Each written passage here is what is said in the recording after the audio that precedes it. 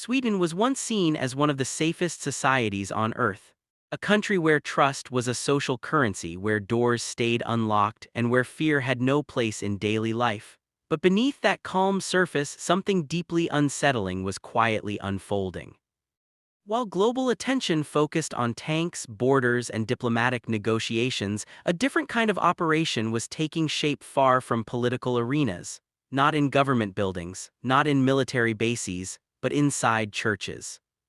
In Täby, a wealthy suburb near Stockholm, the rector of a local church welcomed visiting nuns from Belarus's St. Elizabeth Monastery. It appeared innocent: cultural exchange, religious art, handmade crafts, embroidery, smiles, and blessings.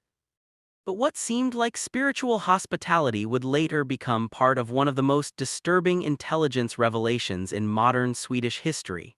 Swedish media investigations and security services began connecting dots that painted a chilling picture. These were not ordinary visitors. This was not simple charity. According to intelligence reports, this network had ideological, financial, and operational connections to Russian military structures.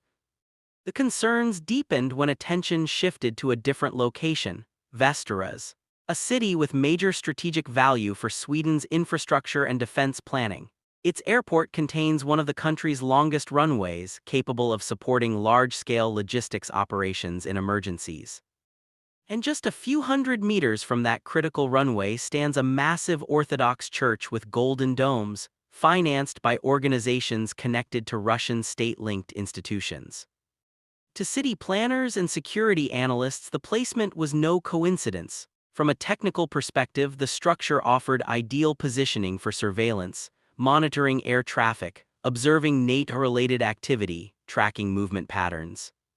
Swedish security police SAPO openly expressed concerns that such buildings could serve dual purposes: religious centers on the surface, potential intelligence outposts behind the scenes. Financial investigations revealed that some of the funding came from networks connected to Russian energy giants. That raised further alarm, because intelligence operations rarely announce themselves openly. They hide in places that are socially untouchable. Few places are more protected from suspicion than religious institutions, and that is precisely why intelligence agencies have historically exploited them.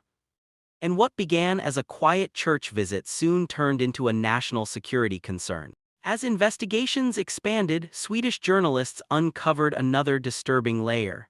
Funds collected through sales and donations connected to these networks were not staying within charitable circles. Financial trails indicated that money moved through Belarus and into structures supporting Russian military operations in Ukraine. Supplies labeled as humanitarian aid were, in reality, reaching frontline units. Images surfaced online showing individuals from these circles visiting occupied Ukrainian territory wearing protective equipment and interacting directly with soldiers. Even more concerning was the technological dimension. Funds weren't only used for food or medicine. Reports indicated purchases of drones, satellite equipment, and surveillance technology, tools directly applicable to modern warfare. While some attempted to minimize the scale, security experts pointed out an uncomfortable truth: small transactions repeated across hundreds of locations create massive invisible financing systems. Cash-based networks bypass sanctions, they avoid banks, they leave minimal digital footprints, and that is exactly how modern hybrid warfare operates. This wasn't just about money, it was about influence, narrative control, perception manipulation. The danger wasn't only material, it was psychological. These networks weren't simply funding operations, they were shaping narratives. By presenting themselves as peaceful religious figures, they softened public perception. They created emotional conflict. They promoted the idea that ordinary Russians were victims too, while quietly reinforcing Kremlin-aligned messaging. This tactic is not new. It's classic disinformation, emotional manipulation disguised as morality.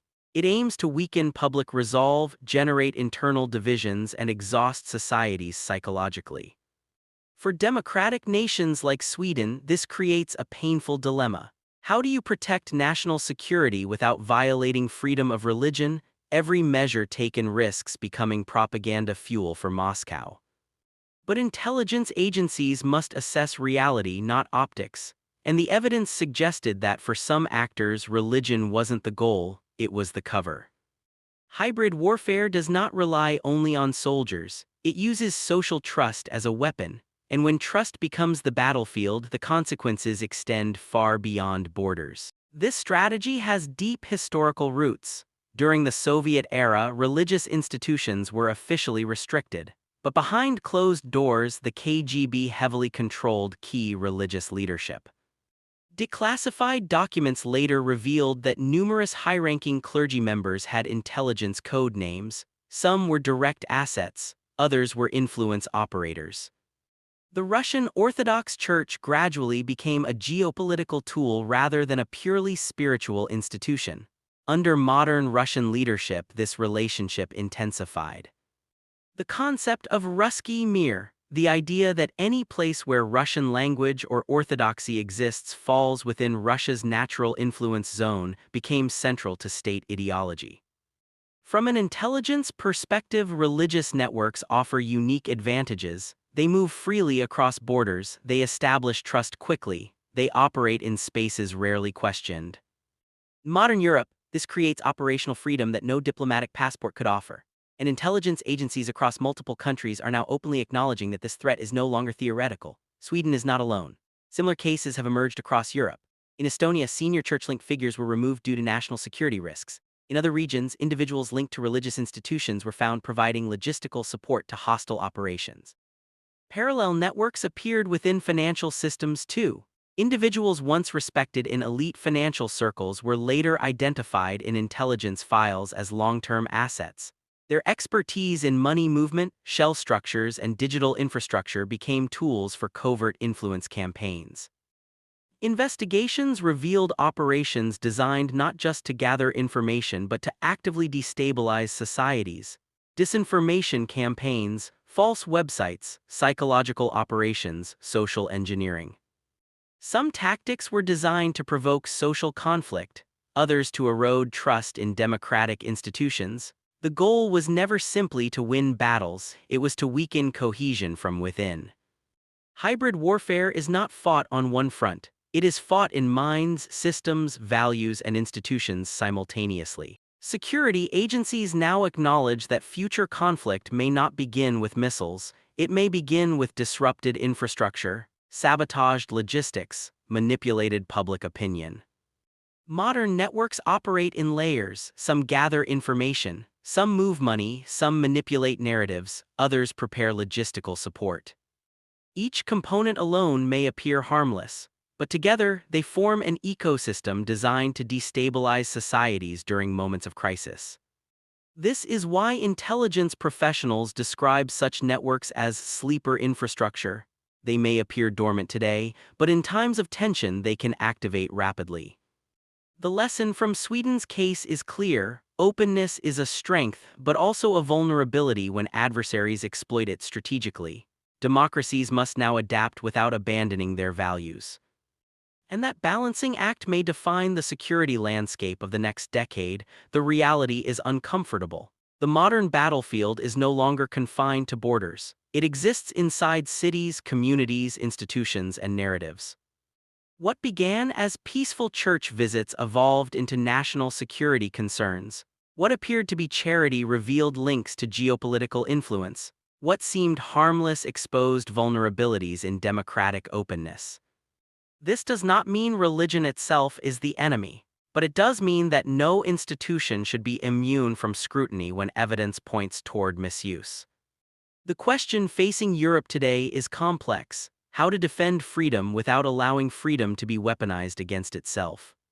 Hybrid warfare thrives on hesitation, it exploits legal gray zones, it operates between definitions, and that makes it extremely difficult to counter. This is not about fear, it is about awareness, because awareness is the first line of defense. What do you think? Where should the line between security and freedom be drawn? Let's discuss in the comments.